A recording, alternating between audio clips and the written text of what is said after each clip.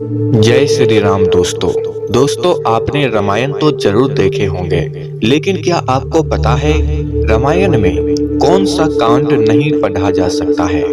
श्री राम ने कौवा को क्या वरदान दिया था, सीता जी गर्भवती कैसे हुई, सीता पृथ्वी के अंदर क्यों गई थी। आज हम ये सब प्रश्न का जवाब देने वाले हैं। दोस्तों, बहुत सारे लोग रामायण देखे हैं, लेकिन सीता पृथ्वी के अंदर क्यों गई थी, इसके पीछे का रहस्य बहुत सारे लोगों को पता नहीं है।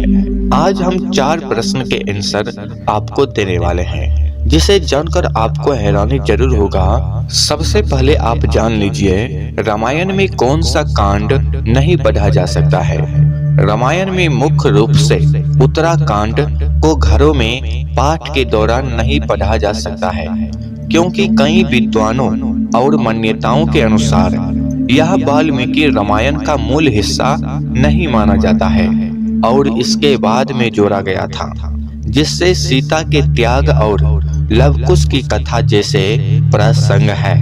आमतौर पर घरों में बाल कांड से लेकर लंका कांड तक का पाठ किया जाता है, जो राम के राज्याभिषेक तक की कथा है।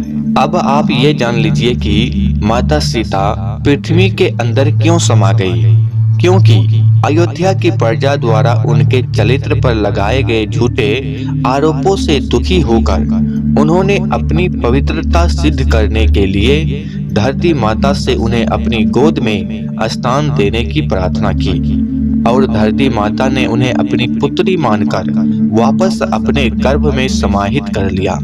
यह घटना उनके लिए एक अंतिम और निर्णायक प्रमाण था, क्योंकि वे लगातार अपमान सहने के बजाय अपनी पवित्रता को पुनः सिद्ध करने की अग्नि परीक्षा से गुजरना नहीं चाहती थी, खासकर जब राम ने उन्हें वनवास दे दिया था और उनके पुत्र लवकुश के सामने भी यह प्रश्न उठाया गया था। अब आप जान लीजिए श्री राम ने कौवे को यह वरदान दिया था कि उसे भोजन कराने से पितृ प्रसन्न होते हैं और इस कारण पितृ पक्ष में कौवे को भोजन कराने की परंपरा शुरू हुई, जिससे कौवे पितरों के संदेश वाहक बन गए हैं और श्राद्ध में उनका भोजन ग्रहण करना शुभ माना जाने लगा। यह वरदान इंद्रपुत्र जयंत के कौवे का रूप धारण करने और माता सीता को चोंच मारने के बाद मिला था, जहां श्री राम ने क्रोध में ब्रह्मास्त्र चलाया और फिर उसे कौवे के रूप में माफ करते हुए यह वरदान दिया।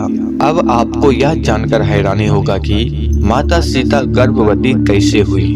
माता सीता का जन्म किसी माँ के गर्भ से नहीं हुआ था।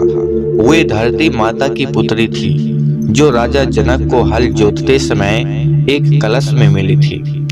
इसलिए उन्हें अयोनिजा कहा जाता है, जिसका अर्थ है योनि से जन्म न लेने वाली।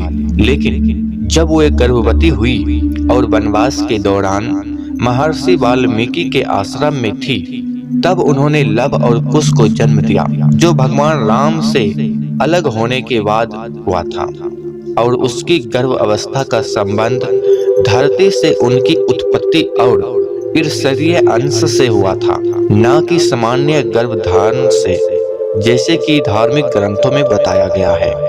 अगर दोस्तों आप इसी तरह से वीडियो देखना चाहते हैं तो आप मेरे चैनल को सब्सक्राइब जरूर कर लीजिएगा और कमेंट में जय श्री राम जरूर लिखिएगा।